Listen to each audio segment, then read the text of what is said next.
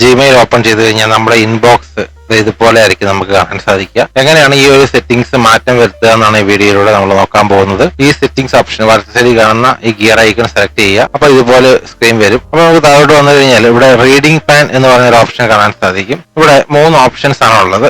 Right of inbox, below inbox, no split. ഇങ്ങനെ ഇപ്പൊ നമ്മൾ നോ സ്പ്ലിറ്റിലാണ് ഇപ്പൊ ഈ കാണുന്ന മെയിലിന്റെ ഓപ്ഷൻ ഉള്ളത്. അപ്പൊ നമ്മൾ റൈറ്റ് ഓഫ് ബോക്സ് കൊടുത്തു കഴിഞ്ഞാൽ എന്താ സംഭവിക്കുക നോക്കാം. അപ്പൊ ഇതുപോലെ ഒരു സ്ക്രീനാണ് വരിക. നമ്മൾ ഈ റൈറ്റ് ഓഫ് ബോക്സ് കൊടുത്തു കഴിഞ്ഞാൽ അത് കഴിയുമ്പോൾ നമ്മൾ ഒരു ജിമെയിലൂടെ സെലക്ട് ചെയ്ത് കഴിഞ്ഞാൽ ഏതെങ്കിലും ഒരു മെയിൽ സെലക്ട് ചെയ്ത് കഴിഞ്ഞാൽ അതിന്റെ ഒരു കണ്ടന്റ് എന്താണ് ആ മെയിലിലുള്ളതെന്ന് വലത്തെ സൈഡിൽ ഇതുപോലെ കാണാൻ സാധിക്കും. അപ്പൊ ഇതിന്റെ ഒരു ബെനിഫിറ്റ് എന്താ വെച്ചാൽ ഇതിവിടെ ഇങ്ങനെ സ്ക്രോൾ ചെയ്ത് നമുക്ക് ആവശ്യമുള്ള മെയിൽ സെലക്ട് ചെയ്ത് കൊടുത്തു കഴിഞ്ഞാൽ അത് ഇതുപോലെ ഇവിടെ കാണാൻ സാധിക്കും. ആ മെയിലിൽ എന്താണ് കാണാൻ സാധിക്കും. നമ്മൾ മുഴുവനായിട്ട് ഓപ്പൺ ചെയ്ത് പിന്നെയും ബാക്ക് അടിച്ച് പോകണ്ട. പിന്നെ രണ്ടാമത്തെ ഓപ്ഷൻ ബിലോ ഇൻബോക്സ് ആണ്. അത് സെലക്ട് ചെയ്ത് കൊടുത്തു കഴിഞ്ഞാൽ നമ്മൾ സെലക്ട് ചെയ്യുന്ന മെയിലിന്റെ കണ്ടന്റ് ഇതുപോലെ സ്ക്രോൾ ചെയ്ത് നമുക്ക് ഇവിടെ വായിക്കാൻ പറ്റും. ഏത് മെയിൽ നമ്മളിവിടെ സെലക്ട് ചെയ്ത് കൊടുത്താലും അത് ഇവിടെ നിങ്ങൾക്ക് കാണാൻ സാധിക്കും. കണ്ടില്ലേ? അപ്പൊ ഈ ഒരു 3 സെറ്റിംഗ്സ് ആണ് റീഡിംഗ് പാനിലുള്ളത്. അപ്പൊ ഇത് പഴയപോലെ ആക്കണമെങ്കിൽ നോ സ്പ്ലിറ്റ് എന്ന ഓപ്ഷൻ സെലക്ട് ചെയ്ത് കൊടുത്തു കഴിഞ്ഞാൽ ഇത് പഴയതുപോലെ ആവും. അപ്പൊ ഇതെന്ന് പറയുമ്പോൾ നമ്മൾ ഇതുപോലെ സെലക്ട് ചെയ്ത് ഓപ്പൺ ചെയ്ത് വായിച്ചിട്ട് പിന്നെ ഇവിടെ ബാക്ക് അടിച്ച് വേണം അടുത്തതിലോട്ട് പോകാനായിട്ട്. ഈ റൈറ്റ് ഓഫ് ഇൻബോക്സ് ആയി കഴിയുമ്പോൾ നമ്മുടെ ഗുണം ഇങ്ങനെ മെയിൽ സെലക്ട് ചെയ്ത് കൊടുത്തു കഴിഞ്ഞാൽ